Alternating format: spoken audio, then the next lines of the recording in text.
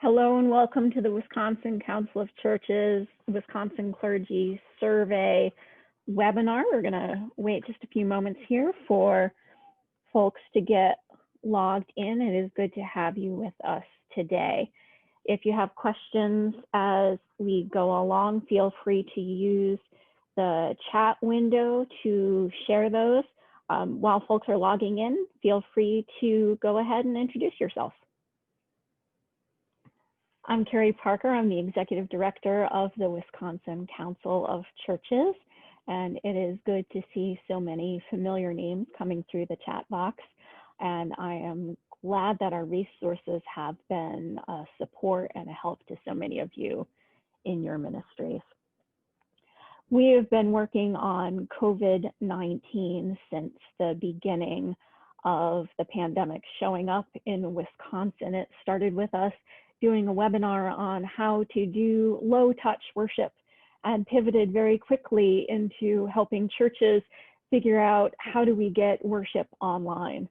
And ever since then, we've been working on getting resources to you and your colleagues so you can make pastoral and prudent decisions.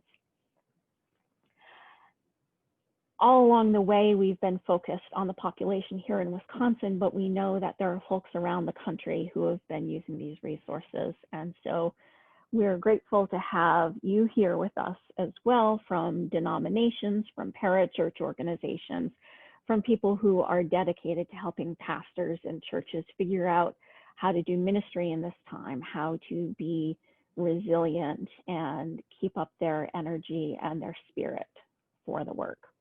Because really that's what led us to do this survey.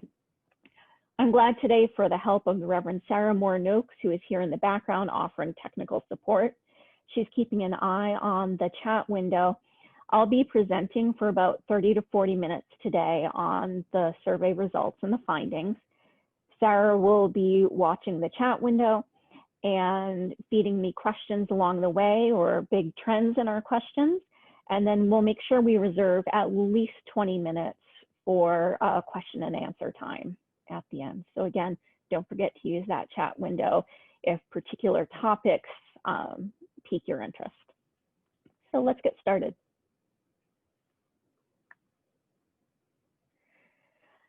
First thing you need to know about Wisconsin and COVID, if you weren't aware of this to begin with, we are one of the most politically polarized states in the United States.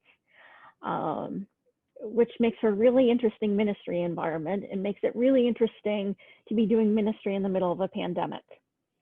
COVID-19 began rising here in March, and a lot of us began making our own adaptations before the government had any official response. And so folks started staying home more. We made our own decisions about closing our church buildings. Our judicatories began making their decisions about closing church buildings. And then our state government initiated a safer at home order in April, and that continued into May. And those of you here in Wisconsin know that there was a big Supreme Court decision, Legislature versus Palm, which overturned that safer at home order on May 13th. And we went from having a statewide phased response to having no statewide response to COVID at all. And you ended up having a patchwork of responses. Some municipalities, some counties had their public health responses, and some areas had no governmental response. It was all individual responsibility and individual decision-making that ruled the day. From there, we went through weeks of seeing what people did, what they chose to do, and what COVID did in response, what happened with the numbers. And then as the numbers were creeping up, we ended up with a statewide order for the wearing of face coverings that began on August 1st. And that's where we are with protective behaviors and regulations relating to COVID at this time. And again, some municipalities, some counties have their own regulations. Some judicatories have their own rules. And so we have this patchwork response that we're doing ministry within. So this all started in early March. And by summertime, we've seen an increasing evidence of pressure to resume worship in physical space. A lot of frustration with the politicization of the epidemics, a lot of family strain, and deteriorating mental and spiritual health of clergy.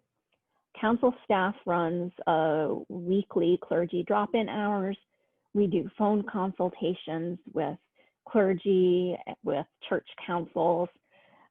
We do regular email communications. We have a weekly meeting with judicatory leaders. And so we have this building set of anecdotal evidence of these situations. And we wondered, is there data to back up these anecdotes?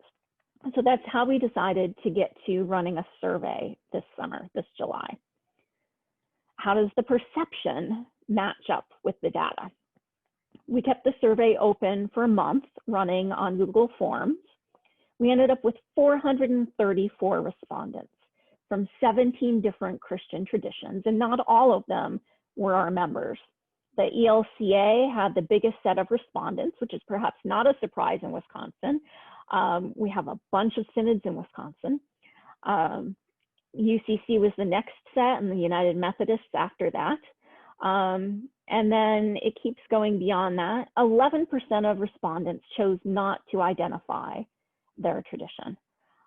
So if you don't see yourself on this chart, it doesn't mean some of your colleagues didn't respond. It just means they chose not to identify themselves, or they showed up in that 3% of other respondents.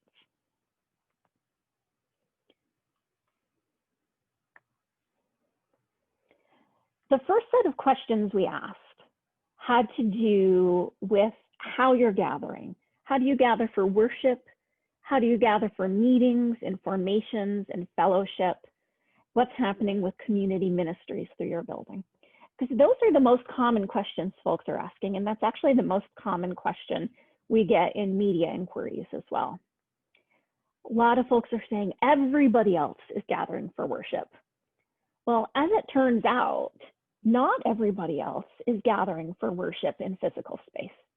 90% of the respondents say their churches are offering online options. Half of the churches are exclusively online. Only a quarter of the churches are indoors at this point. And only 6% are exclusively in a physical location, either indoors or outdoors. So while it may feel like everybody else is inside their churches again, it actually, among our respondents, is much more of a minority. We know that there are some other types of churches that have made other decisions, but among the pool of our respondents, that's actually not the case. These churches that are online also, in the comments, noted that they're supplementing their worship opportunities with using the emails, broadcasting on the radio, using the US Postal Service to mail out printed sermons and worship bulletins, meditations, and things like that. So they're being creative in how they're getting worship-related content to people. After that, we said, well, how are you meeting for other church activities? Are you offering Christian formation? Are you offering fellowship? Are you having meetings? 72% of them said they're meeting online. 27% said they're doing it all outside. 17% said they're doing it indoors, but everybody there said, oh, it's very limited. We're using precautions like masks and distancing, and we're trying to keep the time limited. 18% of respondents said not at all. And we were kind of curious if we had the opportunity to ask a follow-up question, whether this was low program churches to begin with that hadn't been doing other activities before the pandemic, or if it was churches that really had said, well, let's not. Let's just really focus on doing worship and nothing else right now. The piece of the story that got us really excited was that 55% of respondents had their buildings open for some kind of community ministry. 55% of our respondents were open for some kind of community ministry. And that community ministry, in the largest number of cases, was a hunger-related ministry. A food pantry, a community meal, a backpack ministry, or delivering meals to somebody's home. Now, these community meals had to be adjusted in how they were being offered, because most of them went from being a meal inside the church to being a takeout meal. But it's still being offered. And so we have a huge number of churches that are providing food for the hungry right now. Other kinds of daycare are a ministry that's happening. Childcare, elder care, care for people with disabilities during the daytime. 12-step programs are happening in church buildings still. Blood drives, COVID testing, making masks, exercise programs, and election activities are all popular community ministries. We also asked, would you be willing, if called upon, to open your building for a critical community need? And 58% of respondents said yes, they believed their church would be willing to do that. This is a real bright spot in a survey that's filled with some really concerning news. And we were so pleased to see this. The next set of questions asked about influences on reopening, because again, this is the big one that everybody talks about. You know, what's making you reopen? What's making you feel like you need to reopen? We asked about public health recommendations, higher level church authorities, perceived pressure from parishioners, the open and closed status of neighboring churches. And on this chart here, the red is that very influential, and the dark green at the bottom is not at all influential. And so folks, by and large, said, oh, public health recommendations are super influential. And perceived pressure from parishioners, open and closed status of neighboring churches was much less influential. What intrigued us was that these numerical rankings were at odds with what we saw in the narrative responses. And we wondered if this was an illustration of what folks wanted to be the influence. You know, this really is what we think should be the influence. But their narrative answers and how they poured out their hearts really told a very different story. It indicated a high level of pressure from parishioners and attention to what other churches are doing.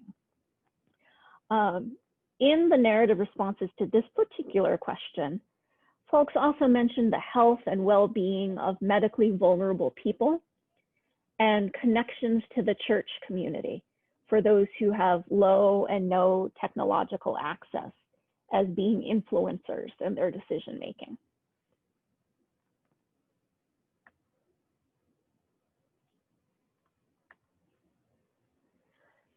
We asked a question about how close COVID has come to people's lives.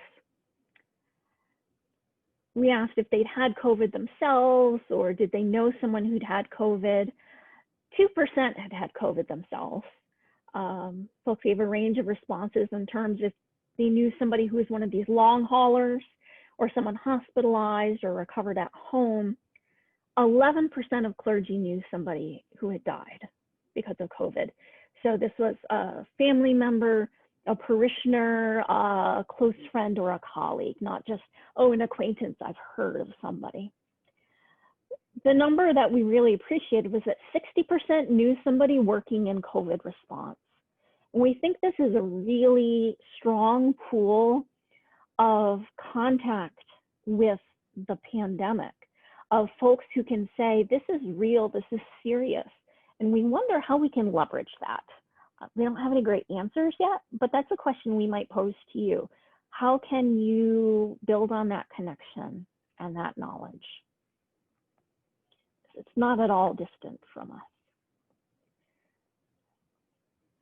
The numbers that didn't shock us in their reality, but shocked us in their intensity were the ones that you see here.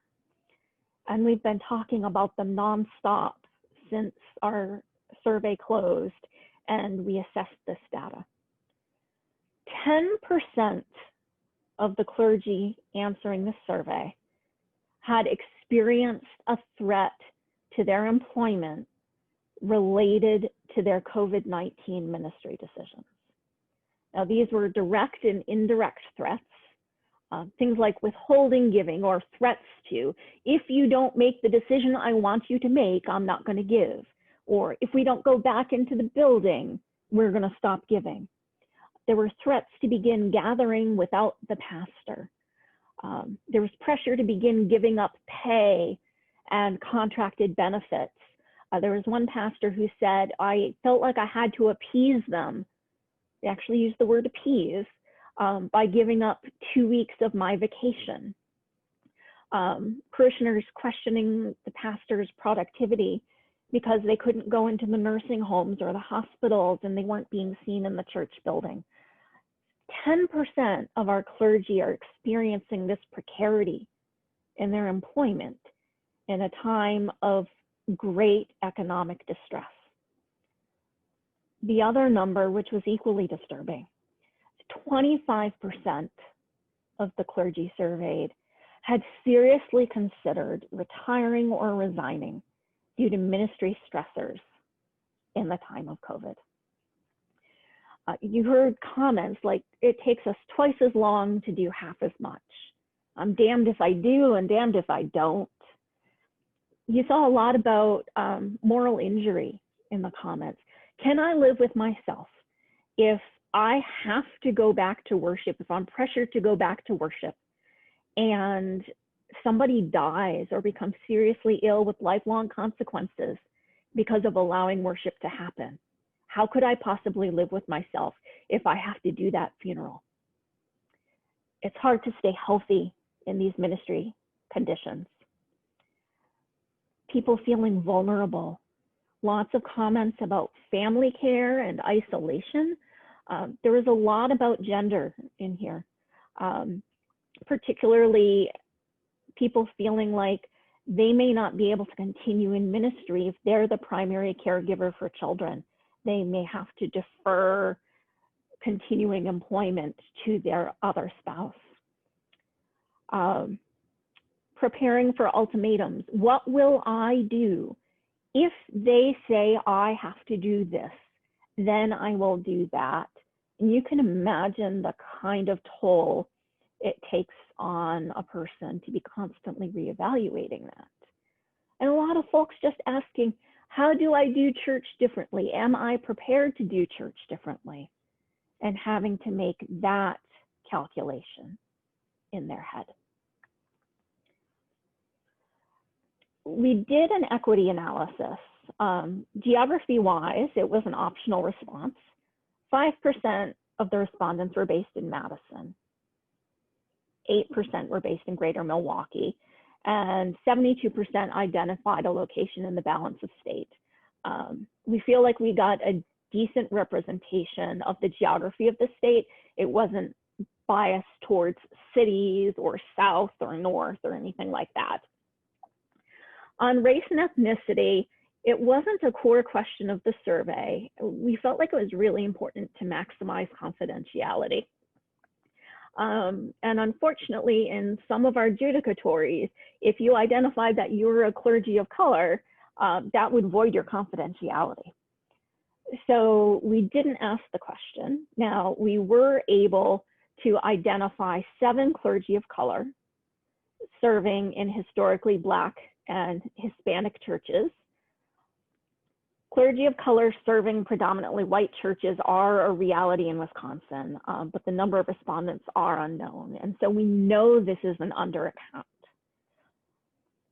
Of note, though, is that none of these clergy mentioned a threat to their employment or resigning a call. That was a 0% on this split.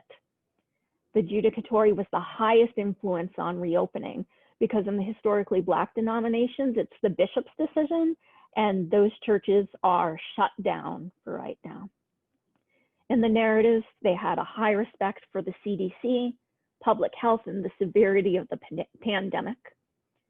And it was mentioned that we need to remember we are living through multiple pandemics right now. We shouldn't just talk about it in the singular. There's COVID-19, there's economic distress, and there's also racial injustice we're dealing with. All of these are pandemics, and we can't just have a laser focus on the one. We wanted to share this quote with you from a pastor in central Wisconsin because we felt like this was a really good summary of several themes we heard over and over again. The psychological strength and physical fortitude needed to provide balanced leadership when it comes to shouldering the burden of ministry tasks, public health information, the ethical, moral spectrum of beliefs, gospel versus economic values, unsolicited political pressure from the legislature and president, and providing regular risk assessment based on literal life and death decisions has been hard to sustain. Daily, I ponder my calling to serve the church. In the last 3 months, I have applied to academic programs and looked at job listings. I'm thankful to be in a faith community that was healthy and supportive pre-COVID, and yet we're still feeling this pull us apart. Maybe this is what it feels like to be the body of Christ, broken.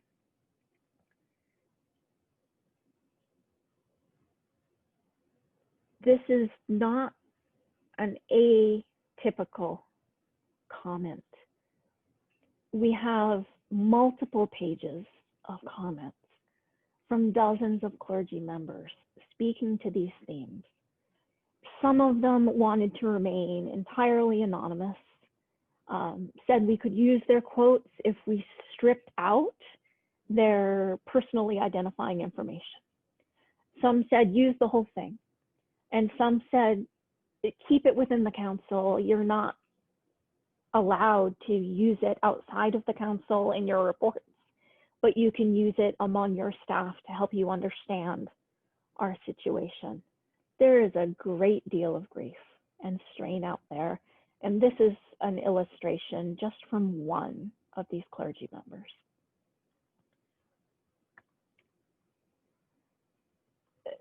So from that data, we came to some questions for the church and some recommendations.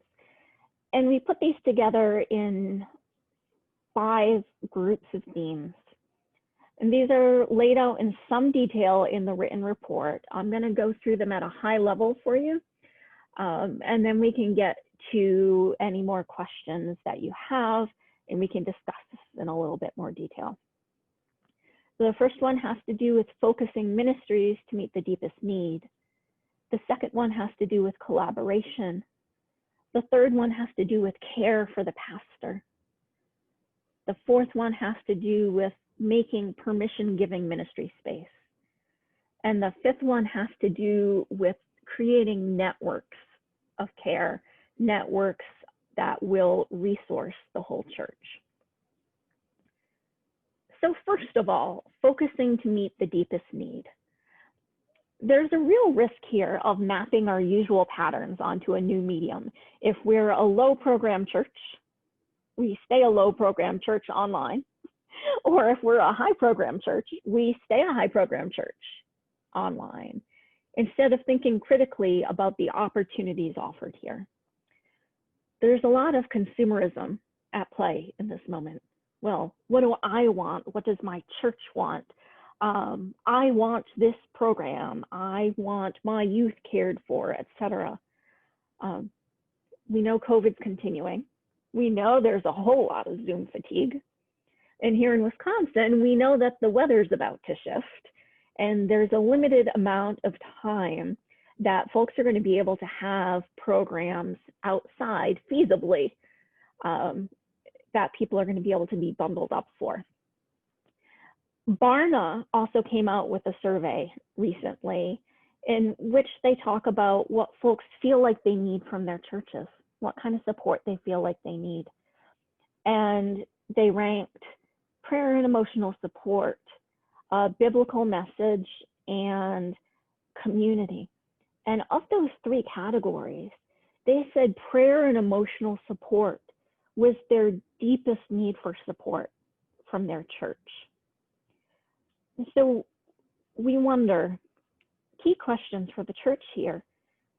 How do we get to the point of asking ourselves which activities are the most important for us to continue with?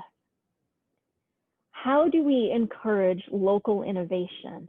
And what are the best platforms for the activities that we continue with? These are strategic questions. These are questions that we need to be asking anyway. And if we want to deal with the fatigue of parishioners and of clergy, we have to be asking them in order to be responding to this transformational moment.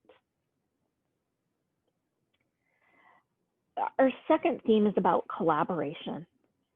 There's this expectation out there, whether it's internally imposed or externally imposed, of providing high quality weekly resources for the church.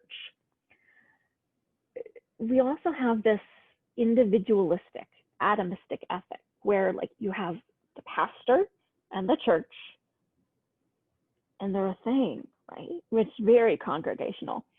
We're a thing together and we have to provide this thing for ourselves. You're bound by your staff size and your technological aptitude.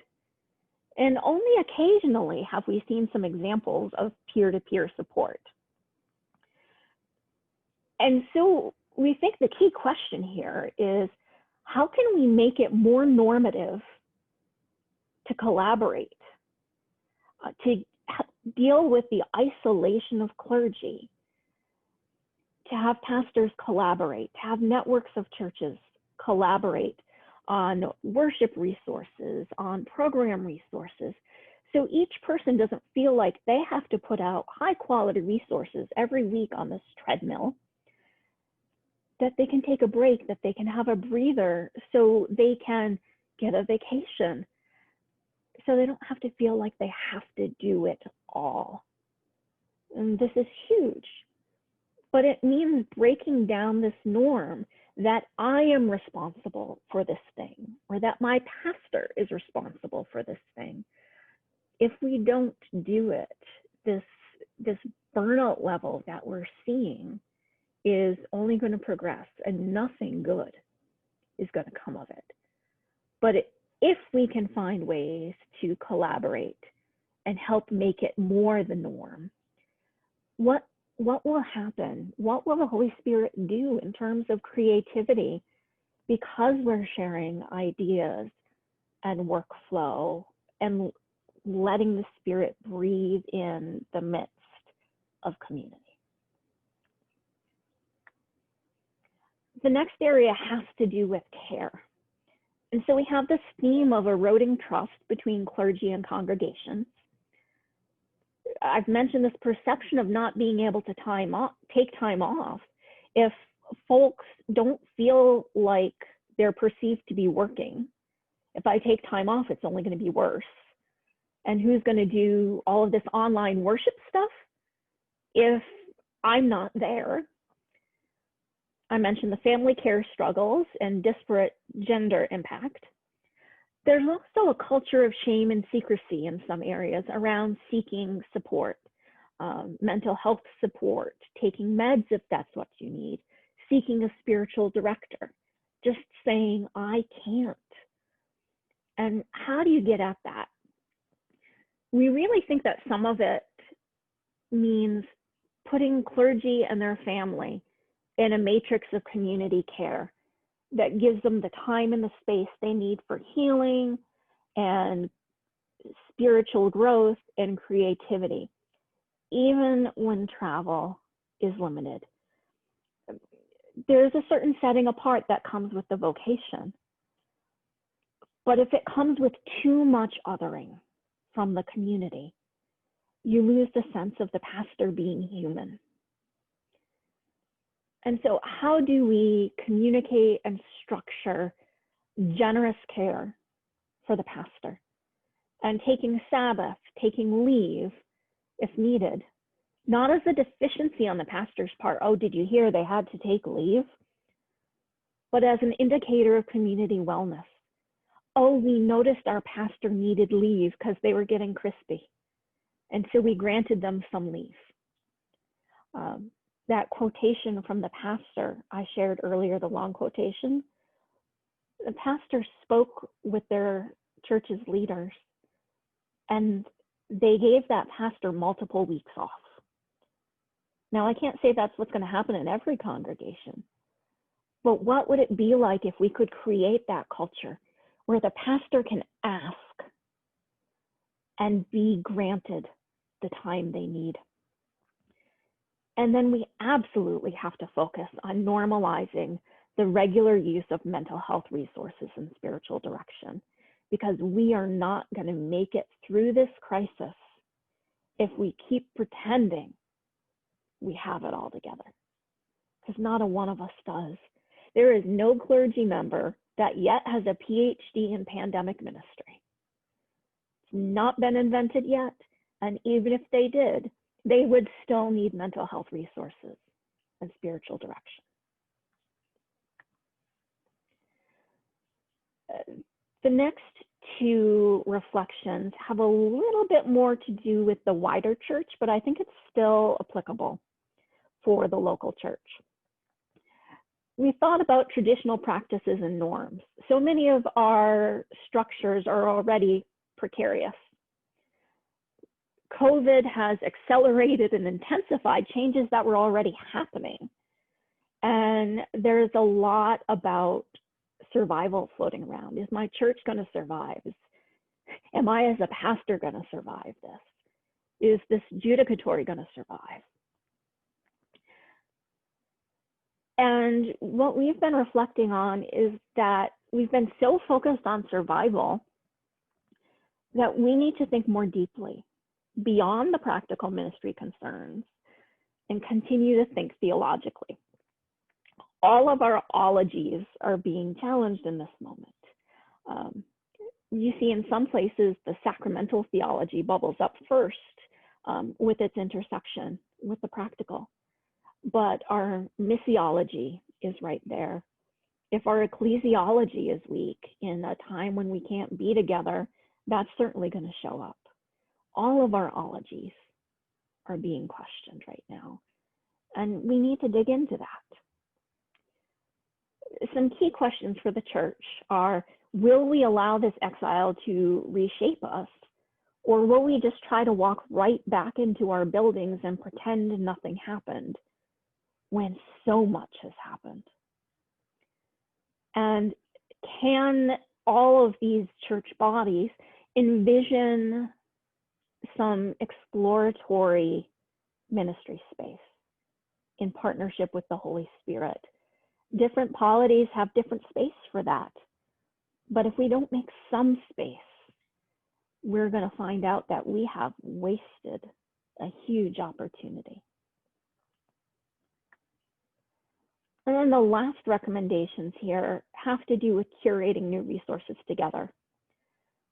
The larger organizations have a strong history of creating resources, but over time, our budget struggles have left a gap. We've cut departments, we've cut sections of our departments, and we've said, oh no, we can't provide that resource anymore. And what we find is clergy looking beyond denominational boundaries for resources and rapid response support. They're looking for all sorts of resources, but especially what we note is a need for theological frames for adopting secular tools and skills, which they absolutely have to do these days, and for dealing with current events. In responding to significant anxiety and fear and these atomistic values that we've been seeing, faithful resilience matters It's not just adopting tools wherever you can find them. It's making sure that you're using them in a way that's faithful to your tradition. It's great to find tools. It's important to make sure that you integrate them theologically. And one of the things that we wonder, especially as an ecumenical organization, is how the wider church, the parachurch, and ecumenical bodies can work together to envision a sustainable ecosystem of resources for a new world of ministry. None of our old curricula or boxes or models are going to work for this new thing that God is doing, this new thing that is going to emerge out of COVID. It's going to be a totally new church critter built on the ancient church critter that we know and love. What do we do with that? How do we work creatively across denominational lines, across all sorts of lines of difference, to bring the best of what we are as the body of Christ to the ministry challenges of the moment? We absolutely have to curate new resources together and make meaning of what's out there, whether it's secular or sacred, to make sure that clergy and churches have what they need to be resilient for the challenges ahead. This isn't going to be the last pandemic. This isn't going to be the last challenge. And we want to make sure that the church can thrive through it all. So that is the shortest summary I can offer of our 16-page report. I am going to stop there and go back on screen and see what we have floating around for questions. Sarah, I saw some things scrolling through while we were going along. Are there questions I can respond to and give people some time to digest what I had said? Okay. I see some comments about Zoom fatigue being a real thing.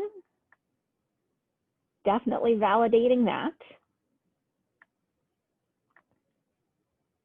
Creativity fatigue, we see that as well. Some references to resources, the body keeps the score. Are there other questions that we have today about the survey, about our recommendations, about what council staff are seeing among clergy in Wisconsin? You see a comment about there are times when what I'm experiencing feels too much like what my family in Germany talked about experiencing during World War II with all the bombing of larger cities. Disturbing, unexpected, traumatic indeed. Some of the folks that we follow talk about doing ministry in a volatile time. And I think that's really important to remember. We're doing ministry amid chaos, and this trauma that's affecting our parishioners is still affecting us at the same time. And we have to be realistic about that, and we have to tend to our own care. All of the research that we're seeing on doing ministry through trauma reminds us that this isn't just a one-time event like, say, a tornado or a storm or a flood where, we get through it and we move on. This is this protracted event. And it's going to take a lot of resilience. We keep using that word to get through this. And there's a long cycle to recovery from trauma. And the fact that this is a longer trauma means it's going to take us that much longer to keep going through it. I have a question about a matrix of care. So what does matrix mean? When I talk about matrix, I really think about the metaphor of weaving. if folks are just reaching out for one resource, right? They've got one go-to. What happens if that fails? What happens if that's exhausted? But if folks have a multiplicity of resources, the community is woven together, right? They're not going to just one person or two people or three people. There's a sense that they're surrounded by a community that cares for them, that they're embedded in a community. It's that sense of othering again. They're not over here and the community's over there, but they're woven into it.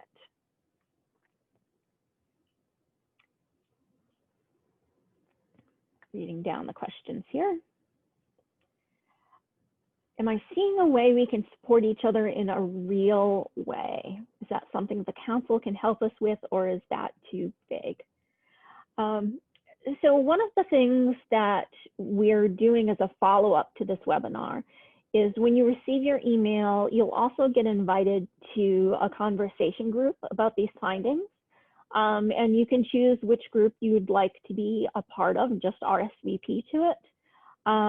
If you would like to discuss this in more depth. We realize, and again, this is part of why we have it in our recommendations too, it takes many minds to come up with good solutions, and we have no illusions that the few of us on the council staff have the best idea, but we're also convinced that the network of clergy out there, the most directly impacted population who are in local church ministry, may be able in the conversation with us to help lift up some of the more helpful ideas.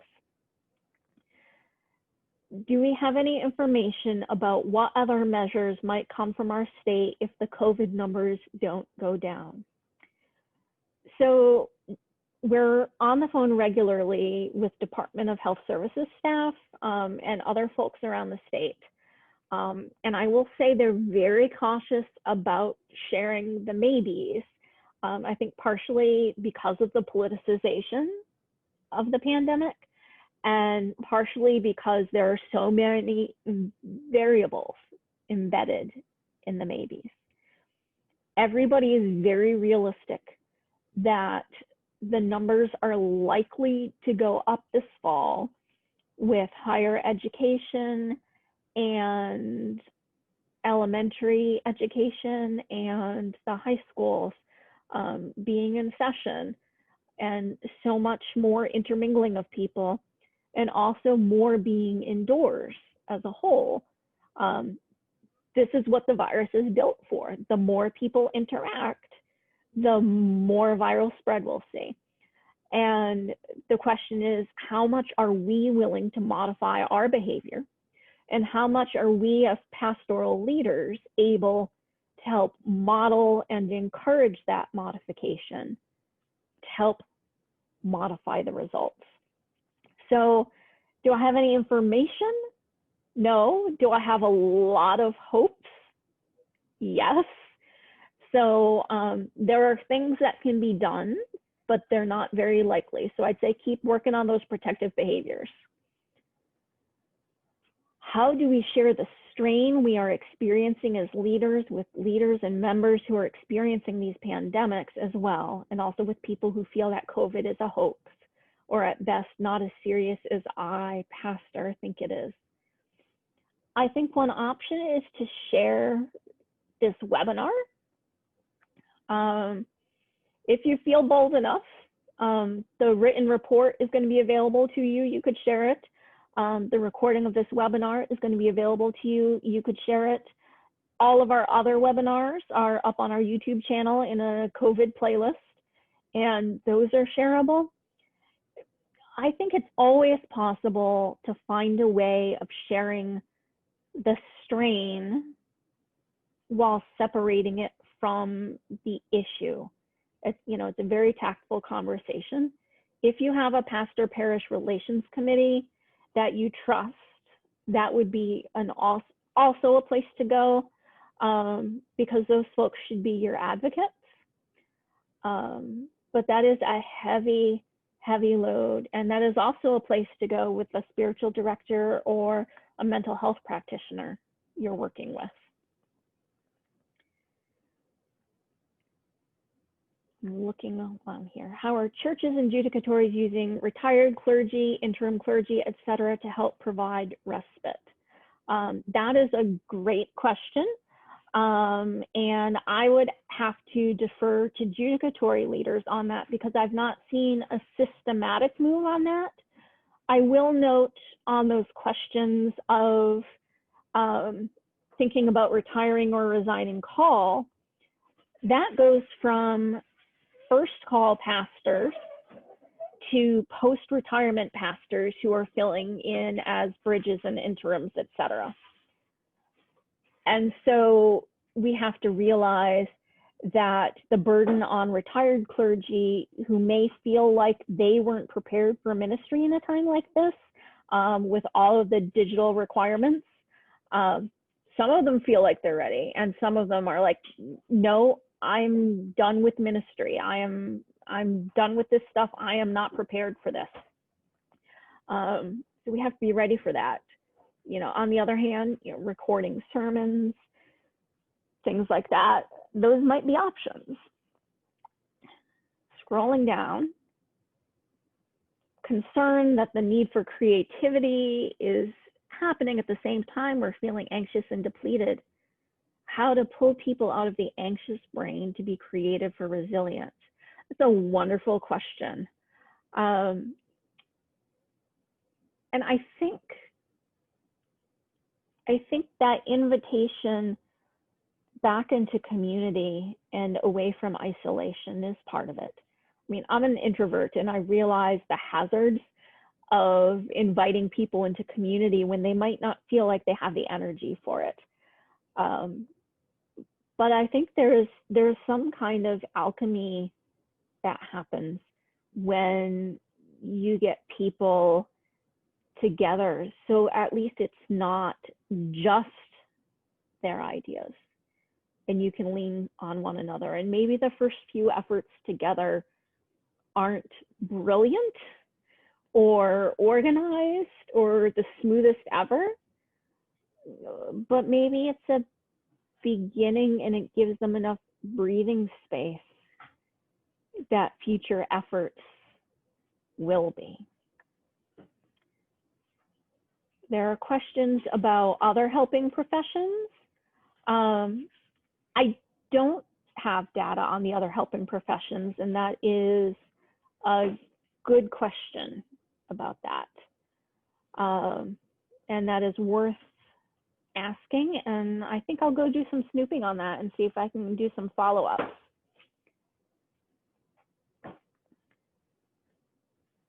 As someone who's recently started a new pastoral appointment, conventional wisdom cautions against making too many changes when starting out. But this feels like a situation where there's not a lot of time to get one's bearings. What role should clergy be playing in the conversations our churches are having? I tend not to be big on the shoulds. At the same time, here we are in this moment where we're dealing with multiple pandemics and our parishioners are dealing with a whole bunch of anxiety. And I think that we really need to exercise a certain level of leadership to build trust. And that doesn't mean bullying or necessarily being top down, but something about being solid people to build trust is really critical. And how can you be that trustworthy person? I think recommendations for additional care time from judicatories are important.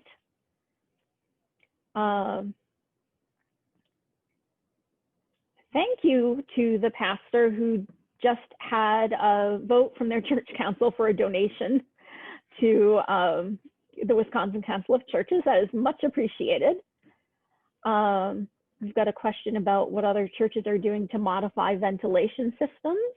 Tanya, we have information about some HVAC webinars. If you email me, I can share that with you. And scrolling down here, a lot of folks are seeking encouragement from their judicatory leaders. And I think that's a piece that the council staff lifts up with judicatory leaders when we meet with them on a weekly basis. We provide that feedback to them when we hear from clergy what they need in the field. That's a piece that we can offer because we know that it's not easy to get access to a judicatory leader's schedule sometimes. So always, try and reach out to your judicatory leader first. But if you don't have that opportunity, by all means, we collect the data we receive, whether it's anecdata or hard data, and we do feed it back to the judicatory leaders. We have a question here on how churches that are open for in-person worship handle members who refuse to comply with rules. I've seen some great examples of pastors who say, we will not proceed with worship. And they've had backup from their judicatory leaders. We will not proceed with worship or this program if you do not comply, if there is someone among us who will not comply with our covenant for returning, which is a very hard and firm stance to take, but it's the thing you need in order to be able to be together safely.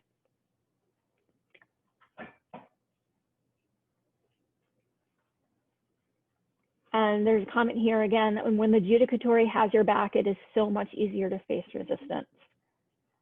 I am looking, we're at 5 minutes to the hour. And I want you to know that the council staff has your back. I want you to know if you are a local church pastor, you are constantly in our prayers, that our ministry is focused on making sure that you have what you need to continue in ministry. We are ecumenical. We connect 20 different church traditions in this state, 30 different judicatories. We have some interfaith partners. We have some parachurch organizations that are members. And we are committed to being in prayer for you, to working with you, and to keeping an eye on the ministry environment.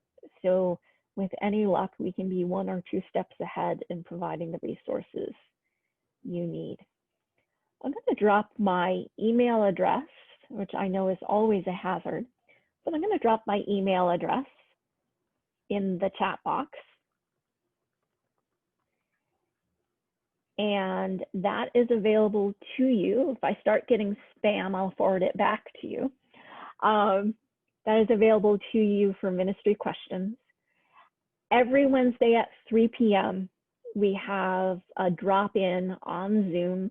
You can find the link on Facebook, and that is open to clergy for any purpose. If you need to be reminded you're a human being and you are not losing your mind, that is the place to go. If you need to workshop a critical issue you're facing that week, that is a place to go. Find a way to connect with us if you're feeling isolated, and we'll do our best to connect you to any resources we have. Children of God, our hour is about up. Go with God's blessing. Go in peace. Amen.